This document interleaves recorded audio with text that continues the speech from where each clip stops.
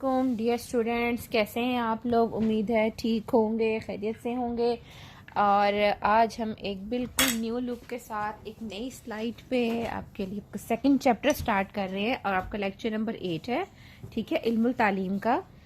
और सबसे पहले जो है हम थोड़ा सा इंट्रोडक्शन करेंगे। वो है कि ब्रिटिश जो एजुकेशन सिस्टम था सब कॉन्टिनेंट में, उसका क्या एजुकेशन सिस्टम था। यानी उससे पहले तो मुस्लिम्स की यहाँ पे हुकूमत थी ना, फिर उसके बाद जो है फिर उसके बाद किस तरह से जो है उन्होंने टेक ओवर किया हमारे एजुकेशन सिस्टम को, उन्होंने अपने एजुकेशन सिस्टम में कैसे कन्वर्ट किया, इस चीज़ को थोड़ा सा हम देखते हैं।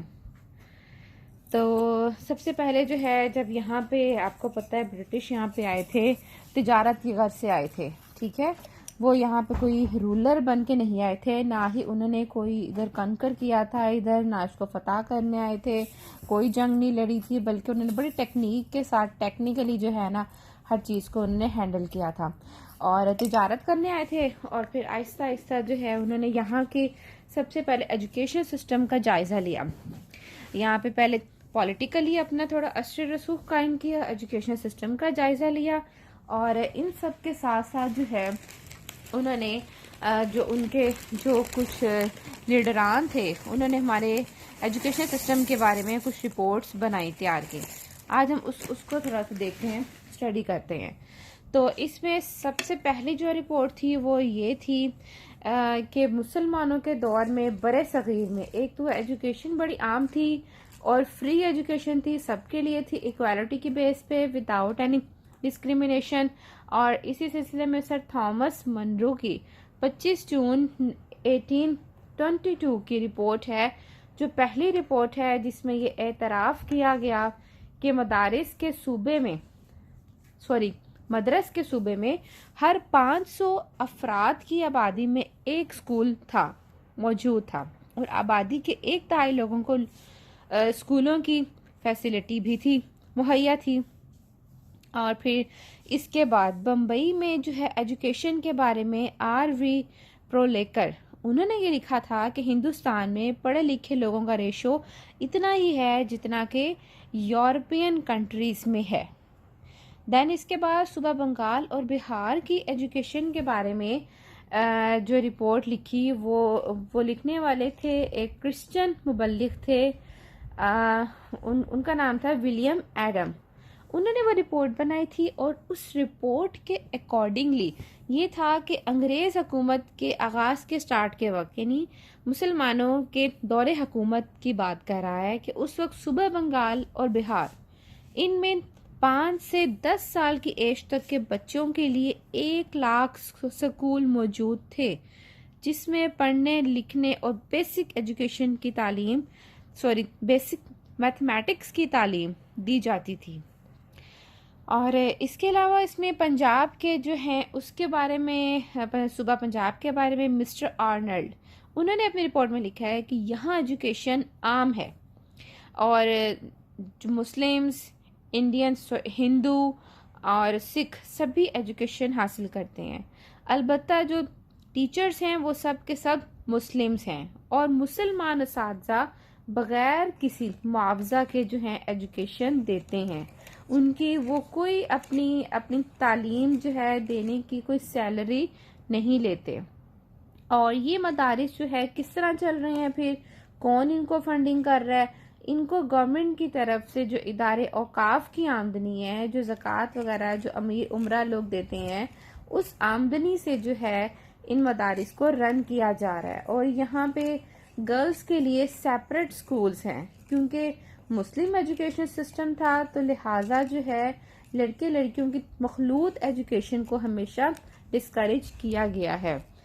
और देन इसके बाद जो है सर विलियम हंटर, उन्होंने ये लिखा था इंडियन मुस्लिम्स के बारे में कि मुल्क पर हमारे कब्जे से पहले मुस्लिम्स जो हैं ना सिर्फ पॉलिटिकली बल्कि एजुकेशनल वाइज जो हैं हिंदुस्तान में बड़ी कुव्वत रखते थे, और इनका एजुकेशन सिस्टम आला दर्जा की मेंटल डेवलपमेंट करता था, और ये हिंदुस्तान के बाकी तमाम एजुकेशनल सिस्टम से बहुत दर्जे बेहतर था।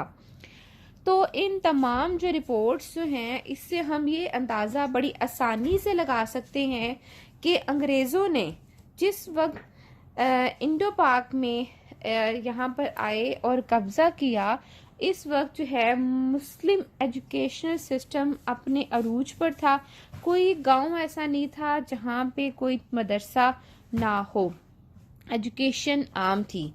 इसके बाद जब अंग्रेज़ आए, यहाँ पे ट्रेडिंग की गर्ज से आए थे और आकर इस मुल्क में जो है वो लीडर बन गए। ईस्ट इंडिया कंपनी ने जो है ट्रेडिंग से ज़्यादा एक जो है पॉलिटिकल कंपनी या पॉलिटिकली अपना जो है असर रसूख ज़्यादा बना लिया, कायम कर लिया। फिर 1757 की जंग पलासी के बाद एक हुक्मरान ताकत बनकर उभरी ईस्ट इंडिया कंपनी, ठीक है। फिर 1765 में मुगल बादशाह जो थे शाह आलम, उन्होंने बंगाल, बिहार और उड़ीसा, इसका जो था सारा एडमिनिस्ट्रेटिव सिस्टम अंग्रेज़ों को हवाले कर दिया। अब यहाँ से जो है इंडो पाक में अंग्रेज़ों की सियासी और इसके साथ साथ एजुकेशनल जो उनकी पॉलिसी थी उसका स्टार्ट हुआ। कंपनी की हुकूमत 1857 तक कायम रही। इसके बाद 1858 में जो ब्रिटिश गवर्नमेंट थी उसने इंडो पाक के तमाम मामलात डायरेक्टली जो है अपने हाथ में ले लिए, खुद या टेक ओवर कर लिया और बरे सगीर पाको हिंद में बरतानवी जो राज था वो 1947 तक कायम रहा। तो अगर हम जो है 1757 से लेकर 1947 तक के ईस्ट इंडिया कंपनी के इस दौर का जायजा लें तो सबसे पहली और अहम बात क्या महसूस होती है वो ये है कि कंपनी और बरतानवी हुकूमत के दौर में एजुकेशनल पॉइंट ऑफ व्यू में कोई फ़र्क नहीं था, बल्कि एक कंटिन्यूटी थी उसमें। गो सियासी हैसियत से 1857 एक टर्निंग पॉइंट था यहाँ पे, लेकिन एजुकेशनल पॉलिसी जो थी उसमें किसी किस्म की रद्दबदल नहीं थी। और जो सेकंड जो एक प्रोमिनेंट बात थी वो ये थी कि जो एजुकेशन पॉलिसी कंपनी ने वज़ा की थी, ईस्ट इंडिया कंपनी ने जो वज़ा की थी, इस पर मुकम्मल अमल दरामद बरतानवी हुकूमत के दौर में हुआ। तो इसलिए बड़े सगीर के लिए बनाए जाने वाली अंग्रेज़ों की जो एजुकेशनल पॉलिसी थी उसको समझने के लिए जो है ना, हम ईस्ट इंडिया कंपनी के जो पीरियड था उसके फिक्री रुझानात को बगौर हमें जायज़ा लेना होगा कि किस किस तरह से जो है इस कंपनी ने जो है अपना गलबा हासिल किया। तो जिस तरह की हमने बात की थी कि स्टार्ट हुआ था 1757 में जंग पलासी में कामयाबी और बंगाल पर कब्जा के बाद ईस्ट इंडिया कंपनी का राज मुसलसल फैलता रहा और ये कंपनी पूरे मुल्क पर काबिज होती दिखाई दे रही थी। इसलिए कंपनी ने बड़े सगीर पाको हिंद के लोगों की मेंटालिटी को चेंज करने के लिए स्पेशली एजुकेशन के बारे में दूर रस हिकमत अमली तैयार करने को अव्वलियत दी, क्योंकि इन्हें इल्म था, इनके नॉलेज में था कि फौजी गलबा तो एक दिन ख़त्म हो जाएगा लेकिन जहनी गुलामी जो है वो सदियों तक कायम रहेगी। And they are very much successful in their mission. और ये स्टिल अभी तक हम आज़ादी के बाद भी, आज़ादी के जो है इतने अरसे बाद भी जो है हम अभी तक उनके गुलाम हैं, क्योंकि जिस तरह से हम जब अंग्रेज़ों ने यहाँ आए तो उन्होंने हमें जो है कम्प्लेक्स का शिकार कर दिया। उन्होंने कहा एक स्टैंडर्ड बना दिया कि खूबसूरती का मयार जो है वो गोरा रंग होता है और जी कद लंबा हो वो शख्स खूबसूरत होता है, जिसका रंग गोरा हो वो खूबसूरत होता है, जिसको इंग्लिश बोलनी आती हो वो मॉडर्नाइज कहलाता है, बाकी सब पेंडू जाहिल कहलाते हैं।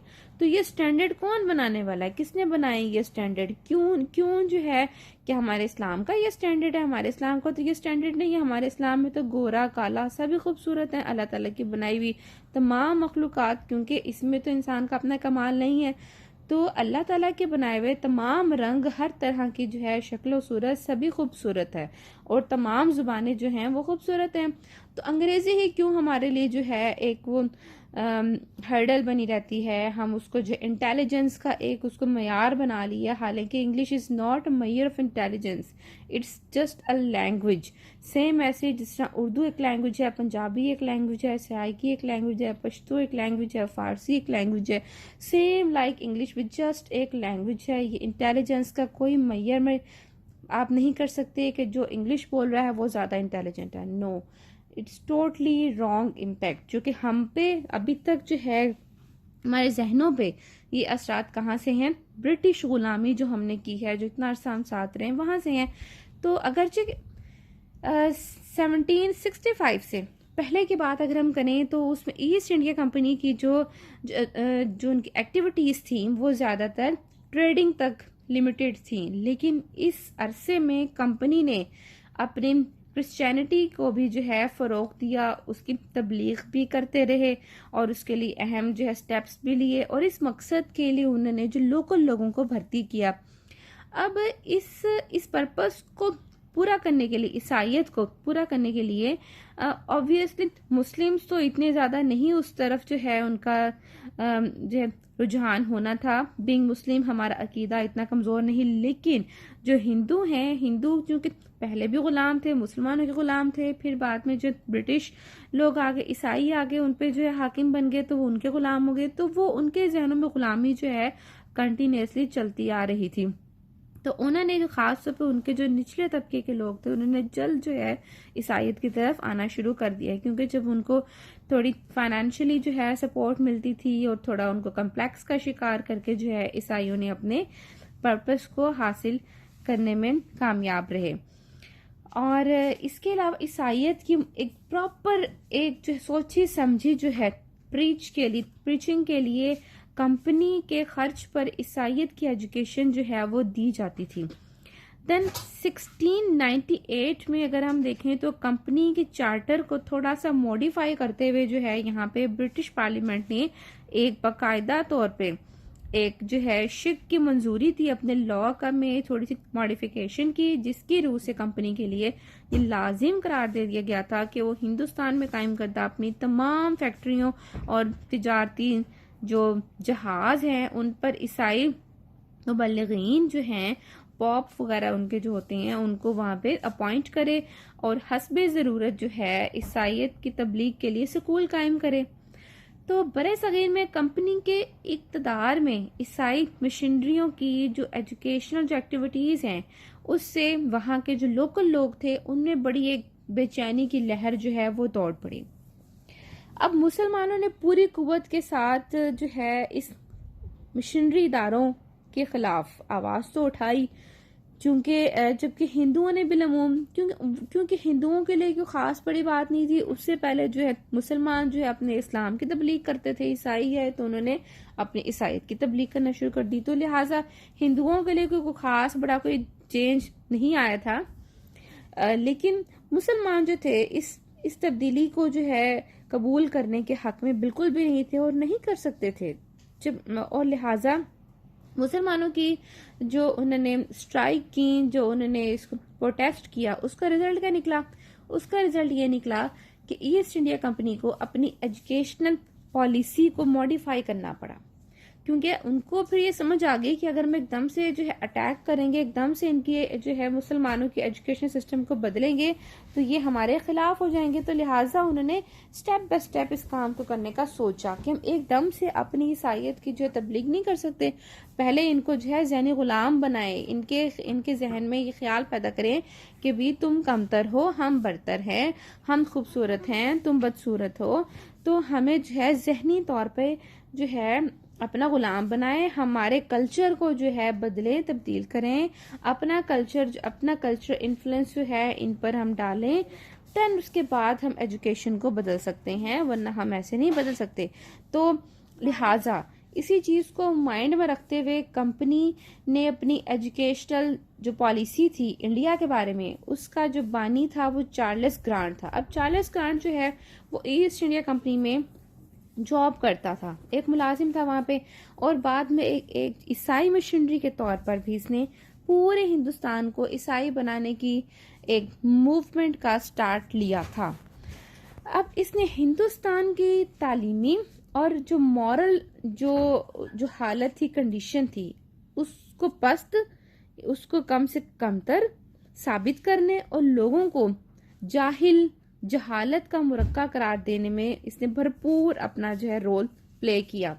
और बरतानवी हुकूमत को हिंदुस्तानियों की तालीम की जिम्मेदारी कबूल करने का मशवरा दिया ताकि इन्हें मगरबी उलूम के साथ साथ जो है ईसाईयत की तालीम भी दी जा सके। अभी तक स्टिल इनका इन्फ्लुएंस हम देख सकते हैं, क्योंकि हमारे जो है यहाँ पे बीए, बीएससी, एफए और जो है दूसरी जो बुक्स हैं ब्रिटिश जो है हमारे पास ऑक्सफोर्ड यूनिवर्सिटी की बुक्स पढ़ाई जाती हैं इंग्लिश में। जो उनके नॉवेल्स हैं वो उन्हीं के जो है पढ़ाए जाते हैं बच्चों को। हालांकि हमारे अपने नॉवेल्स भी हैं, हमारा अपना जो है जो इस्लामिक जो सिविलाइजेशन है हम उसको जो है स्टडी करा सकते हैं अपने स्टूडेंट्स को।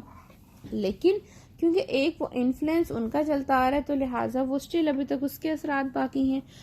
तो लिहाजा उन्होंने जो है इस मकसद के लिए इंग्लिश लैंग्वेज को मोड ऑफ एजुकेशन बनाने के लिए अंग्रेजी जुबान और अदब को निसाब में शामिल करने का कहा।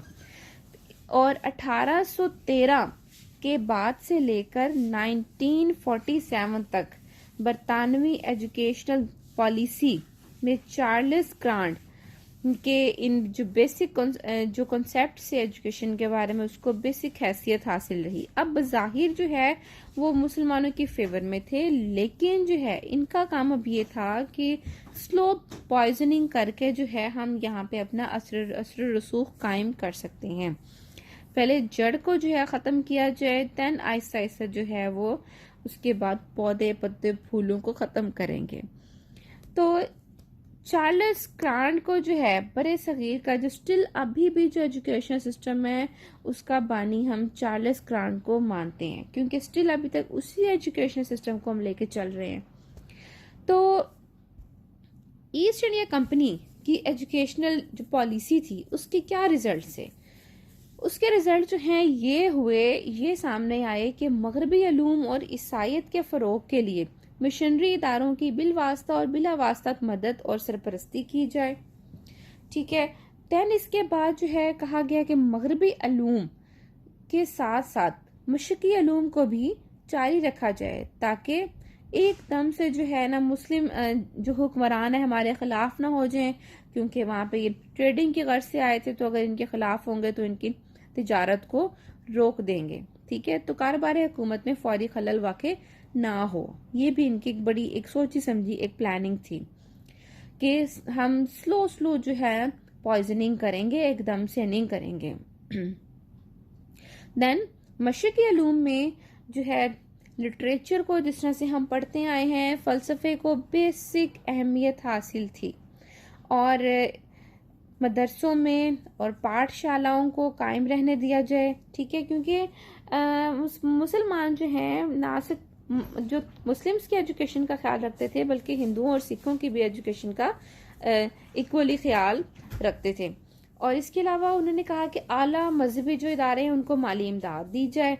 ठीक है। ताकि उनको फाइनेंशियली जो है खुद पे डिपेंडेंट किया जाए, और पंडितों और मौलवियों को जो है खरीदा जाए, क्योंकि ये जो मेन जो इन्फ्लुएंस होता है किसी भी सोसाइटी पे, किसी भी रिलीजियस सोसाइटी पे, वहाँ के जो है मौलवियों का, उनके रिलीजियसली जो उनके लीडर होते हैं उनका होता है। तो इन्होंने पंडितों और मौलवियों को जो है खिताबात और इनामात से भी नवाजा। और जो उमरा थे, जो बासर जो हिंदुस्तानी थे, उनका एतमाद हासिल करने के लिए उनके बच्चों को आला मुलाजमतें भी दी। देन इसके बाद ऐसे नए इदारों का क्याम जो है अमल में लाया जाए, उसका रिजल्ट ये था ईस्ट इंडिया कंपनी की जो एजुकेशन पॉलिसी का जो उसका रिजल्ट ये था कि हम नए ऐसे इदारे बनाए जो कंपनी की पैदा होने वाली नई ज़रूरियात को पूरा कर सके। अब वो नई ज़रूरियात कौन सी हैं कि अब पहले तो सिर्फ हम ट्रेडिंग के घर से आए थे, फिर पॉलिटिकली इन्फ्लुएंस किया। अब उनका जो पर्पस था यहाँ की एजुकेशन सिस्टम को जो है जड़ से ख़त्म करना। तो वो एक ऐसे इदारे बनाए जो जो ईसाइयत की तबलीग करें, उनके कल्चर को यहाँ फ़रोग दें, उनकी लैंग्वेज को फ़रोग दें, और वहाँ पे जो है थोड़ा अट्रैक्टिवनेस दिखाई जाए कि वहाँ पे स्कॉलरशिप्स दिए जाएं, लेकिन स्कॉलरशिप्स भी किसको दिए जाएं जो उनके ज़रिए तालीम को जो है अडॉप्ट करेगा। और यहाँ पे ऐसे अफराद बनाए जो कि लीडर ना बने, क्योंकि उन्होंने यहाँ के लोगों को, बड़े सकीर के लोगों को लीडर थोड़ी बनाना था, लीडर तो उन्होंने खुद बनना था। तो उन्होंने कहा कि हम ऐसे लोग बनाए, उनको ऐसी तालीम दे कि ताकि हमारे ये क्लर्क बन सकें, हमारे अंडर काम कर सकें, हमारे काम आ सकें, हमें जो है सस्ती लेबर मिल सके, और हमारी कंपनी जो है उसका इस्तेकाम जो है उसमें हमारे लिए हेल्पफुल साबित हो। तो अब कंपनी जो है एजुकेशनल मैटर में गैर जानिबदार थी, जैसा कि मगरबी जो हिस्टोरियंस जो हैं उन्होंने साबित करने की भरपूर कोशिश की, लेकिन असल में क्या था, ये ऐसी एजुकेशनल पॉलिसी थी जिसके बाइस मकामी एजुकेशनल सिस्टम जो है सिसक सिसक कर अपनी मौत आप मर गया। यानी स्लो पॉइजनिंग के थ्रू जब रूट से खत्म हो गई, जड़ कोई जला दिया गया, तो ऊपर पत्ते फूल कोंपले वगैरह सब कुछ ही मरता गया, वो सूख गया। और कंपनी के निज़ाम तालीम ने फितरी रफ्तार के साथ साथ मुकम्मल गलबा और अपना जो है तसल्लुत हासिल कर लिया था। तो अब कंपनी की इस एजुकेशनल जो पॉलिसी थी, बरतानिया को जो बरतानिया के मजहब परस्त जो तबका थे, ईसाइयत के जो उसकी जो रहनुमा थे, उन्होंने जो है ईसाइयत से गद्दारी के मतरादिफ करार दिया। उन्होंने कहा कि भाई ये तो पॉलिसी ऐसी है जो सरासर जो है मुसलमानों के और बड़े सगीर के लोगों के हक में है, क्योंकि आप उनके उनकी जो रिलीजियस वैल्यूज को भी वैसे ही जो है इम्पोर्टेंस आप दे रहे हैं। तो क्योंकि वो उनको टेक्निक समझ नहीं आई थी कि क्या करना क्या चाह रहे हैं अंदरूनी खाना। तो इसका रिजल्ट क्या हुआ था कि पार्लियामेंट ने 1813 का चार्टर एक्ट एक पास किया था, और ये कानून हिंदुस्तान की तालीमी तारीख में एक अहम टर्निंग पॉइंट की हैसियत रखता है। अब इस एक्ट की जो इसको डिटेल से भी हम पढ़ेंगे, लेकिन इसकी पहले मेन जो है इसके जो पॉइंट्स हैं उसको हम देख लेते हैं। वो क्या थे? वो ये थे कि तालीम जो है वो ईस्ट इंडिया कंपनी की रिस्पॉन्सिबिलिटी होगी, और इसे अपने वसाइल में से 1 लाख रुपए, जस्ट 1 लाख रुपीज जो है हिंदुस्तानियों की एजुकेशन के लिए मखसूस करेगी। अब बज़ाहिर कहा गया था, लेकिन ऐसा हुआ नहीं था। देन इसके बाद जो है एजुकेशनल के लिए जो मखसूस शुदा जो रकम है, ये बाकायदा तौर पे, यानी इसका जो खास तौर पे मगरबी अलूम के साथ और मशरकी अलूम की अहिया और मकामी अहले इल्म की हौसला अफजाई के लिए खर्च की जाएगी। बज़ाहिर तो ऐसे ही था, लेकिन इसमें जो पहला पॉइंट था उस पर खर्च हुई थी, मगरबी अलूम के साथ पे खर्च हुई थी, जबकि मशरकी अलूम की अहिया और मकामी अहले इल्म की हौसला अफजाई सिर्फ इस हद तक की गई कि ताकि उनको खरीदा जा सके। देन इसके बाद था कि एजुकेशन का जो अव्वलीन मकसद क्या था, उन्होंने अहले हिंद तक ईसाइयत का पैगाम देना था, और जिसके लिए मिशनरी इदारों की सरपरस्ती की जानी थी। फोर्थ वन है कि मगरबी अलूम और साइंस की एजुकेशन जो है अंग्रेजी जुबान में दी जाए। ये एक बड़ी टेक्निकली बात थी, क्योंकि अगर वो यहाँ की लोकल लैंग्वेज में जो है साइंस की एजुकेशन देते तो उससे क्या होना था कि वो इजीली अंडरस्टैंडेबल होती। हम अभी अपने पिछले चैप्टर में ये पढ़ चुके हैं कि जितने भी जो मुस्लिम जो स्कॉलर्स थे, एजुकेशन स्कॉलर्स थे, फिलोसफर्स थे, उन सब का जो बेसिक जो पॉइंट था वो ये था कि बच्चे को उनकी जो प्राइमरी एजुकेशन है उनकी मदर लैंग्वेज में दी जानी चाहिए। क्यों? क्योंकि बच्चा घर में जो है माँ बच्चे की पहली दरस होती है, मदर लैंग्वेज ही वो जो है सुनता है, वो सीखता है। देन उसके बाद स्कूल जाते साथ ही इतनी छोटी सी एज में उसको एक नई लैंग्वेज हम सिखाना शुरू कर देते हैं, तो बच्चे के लिए जो है अंडरस्टैंड करना चीज़ों को, कॉन्सेप्ट्स को मुश्किल हो जाता है। ठीक है, तो वो इतनी क्लैरिफाई जो है नहीं हो पाती माइंड में वो तमाम कॉन्सेप्ट चीज़ें। तो इसलिए उन्होंने कहा कि इनकी जो फॉरेन लैंग्वेज में इनको एजुकेशन देंगे तो ना इनको सही तरह से समझ आएगी साइंस की, और ना ही ये साइंस के मैदान में जो है मजीद आगे कोई रिसर्च जो है कर सकेंगे, उसको कंटिन्यू कर सकेंगे। सिर्फ इस हद तक जो है पढ़ेंगे कि हमारे काम आ सकें बस। तो 1813 का जो चार्टर एक्ट था, ये हिंदुस्तान में अंग्रेजी एजुकेशनल सिस्टम के लिए संग बुनियादी हैसियत रखता था। और इसके बाद के सालों में होने वाले तमाम जो एजुकेशनल जो डेवलपमेंट्स होती रही हैं, वो सब इसकी बेस पे होती रही। यानी ये बेसिक जो किसी भी सतून की बुनियादें जो थी ना, वो इसी चार्टर एक्ट 1813 के ऊपर ही कायम की गई थी। अब इस एक्ट के रूल से मिशनरी एजुकेशन को जो है बाय लॉ प्रोटेक्ट किया गया था। और ये बात हमेशा के लिए तय पा गई थी कि हिंदुस्तान में एजुकेशन का मकसद क्या होगा, मगरबी इल्म और अंग्रेजी जुबान के जरिए जो है बड़े सगीर के लोगों को ईसाइयत की तरफ लेकर जाना है। किस तरह से? उनको मेंटली जो है अपना स्लेव बना के, गुलाम बना के। और इस मकसद को आहिस्ता आहिस्ता जो है खामोशी के साथ मकामी निज़ाम तालीम को ख़त्म करके हासिल किया जाएगा। अब ये वो जो था बात सोचने की थी, जो फिक्री बेसिस थी जिस पर जो है नया बरतानवी एजुकेशनल जो पॉलिसी थी बनाई गई थी, और जिसे जो है लॉर्ड मैकॉले ने तरक्की देकर एक निज़ाम बना दिया। और जिसका बेसिक मकसद क्या था? वो ये था कि हिंदुस्तान में अपनी हुकूमत के लिए मुलाजमीन का हसूल और सस्ती लेबर चाहिए थी। तो ये तो था कि ईस्ट इंडिया कंपनी का आगाज कैसे हुआ, किस तरह उन्होंने जो है यहाँ ट्रेडिंग की गर्ज से आए थे, और किस तरह जो है पहले पॉलिटिकली अपना जो है यहाँ पे इन्फ्लुएंस कायम किया, देन हमारे लोगों को जो है जहनी गुलाम बनाना शुरू कर दिया, उनको जो है इंफीरियोरिटी कॉम्प्लेक्स में जो है मुब्तला किया।